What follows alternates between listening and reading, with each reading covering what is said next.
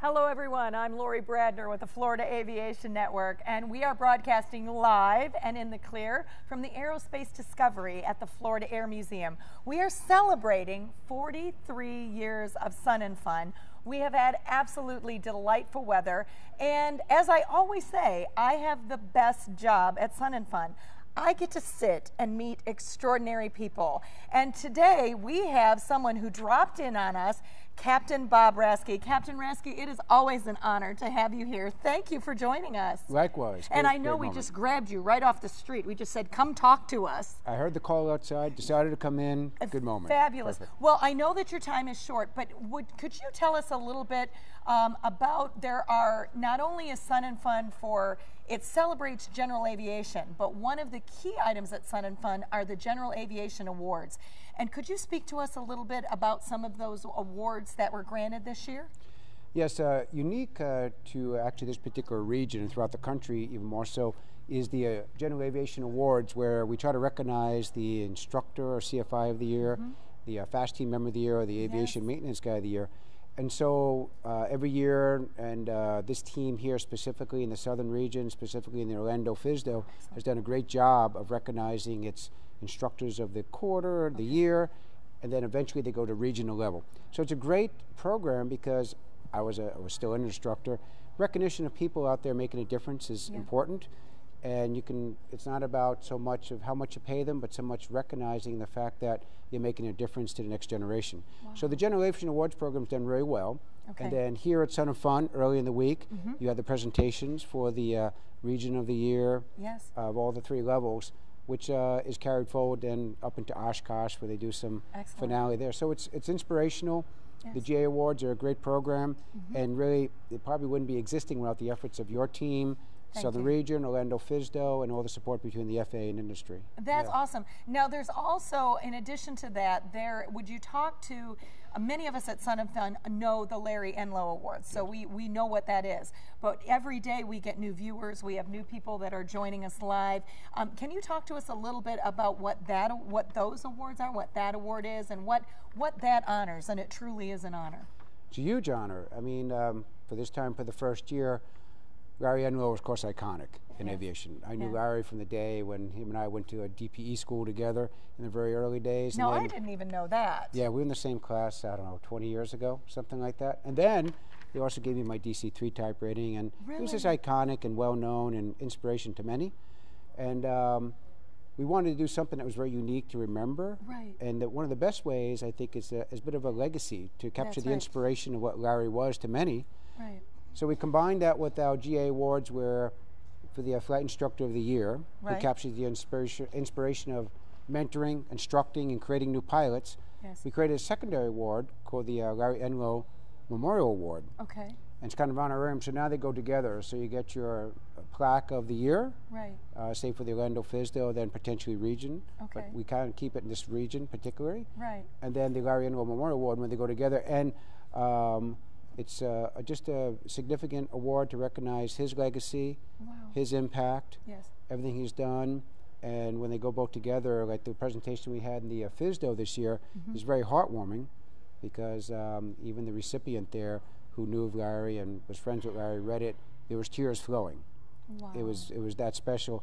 And we want to keep that award going forward, you know, so that way the legacy continues, so that when you capture an award, it's not like I got this of the year, but I'm also honoring an icon. Right. And so a named award is one of the best ways to remember somebody who made a difference. And this reason, Larry Enlow made a huge difference. And he did. And you know what, like you said, I think the best word that you used was a legacy. And we keep that legacy moving into the future. And I know that our time is short, but speaking of futures, certainly we have seen such growth. Would you speak a little bit, because I know that you are an icon here. You have seen so much. You are certainly active in aviation as a captain. Could you just speak to some of the growth that you've seen, certainly with the Central Florida Aerospace Academy, the involvement of the students, and where we are now as we grow interest in careers in aviation, not just pilots, but A&P and people in the control towers? Would you tell our viewers a little bit about, from your perspective, what do you see happening? Probably no time in the past, maybe 20 years, is a better time if you want to be a pilot, mechanic, or anything associated with aviation, the jobs are there. Yes. In today's world, it's changing rapidly, you know, in education, right? Job opportunity for folks. Yes. What do you want to be when you grow up? What do you want to be when you grow up? Right. A pilot, hopefully, or Yes. a mechanic, Yes. or somebody like that. But because of the nature in the past 5 years and the reconsolidation of the industry, a much more healthier industry, Okay. and also huge retirements, it's almost a triple storm effect. We have lots of retirements, Okay. reconsolidations, and other education requirements has created this big demand structure. So airlines, industry, military, they're scrambling for people to fill their seats. And they're looking for the best of the best right now.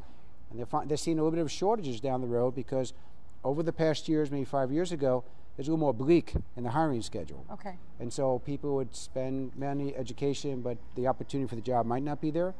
So kids, especially in a very connected world, go, well, I don't want to do all that, spend all that money, and maybe there's no job for me, so I'll do something else. So that left a drop off in people entering the career field for piloting, especially, and mechanics and such. Right. Oh, it changed, very much changed. So now, projections alone, like I'm at United Airlines, Right. next 10 years alone, we're going to need 5,000 to 6,000 pilots alone. That's half the workforce at United. That's half in 10 years. Top of mechanics, tech operations, everybody associated with that. So what's that created is a great opportunity. If you're thinking about flying, if you're thinking about being anything aviation, it's there. And I'm over here with ALPA. Okay. And ALPA is working on this great pathway program for high school initiatives and curriculums Excellent. to bring them down to the high school level. Okay. Here is to capture at the high school level, promote aviation for the youth, say job opportunity, and then go to the colleges, the aviation colleges that are out there. Like I'm a graduate of Embry-Riddle, Yay. but there's many good ones, you know, UND, Purdue, dedicated to aviation, then Miami-Dade, then a whole second, third tier of aviation schools throughout the country. The key is, again, if you're thinking about learning to fly, if you're Right. thinking about aviation, the jobs are there. That opportunity is going to exist for a long time, barring even any economic up and downs, any kind of challenges, because it's pure statistics and demand.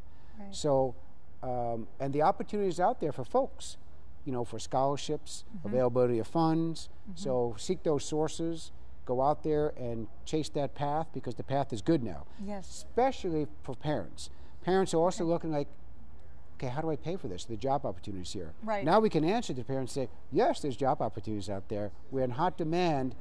Encourage and try to make it happen. Well, I have to tell you, and this is just, I may be giving something away and I shouldn't say anything, but yesterday we had an honor of Philip Harrington, First Officer Harrington, who was a graduate of the Central Florida Aerospace Academy, who is a first officer now working with a regional airline.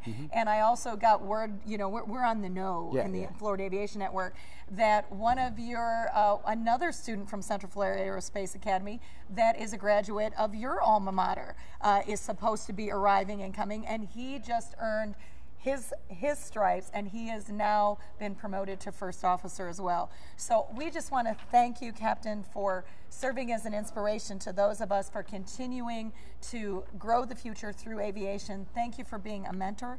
Thank you for taking the time to come in and see us today. I cannot thank you enough. It is always an honor to see you, sir.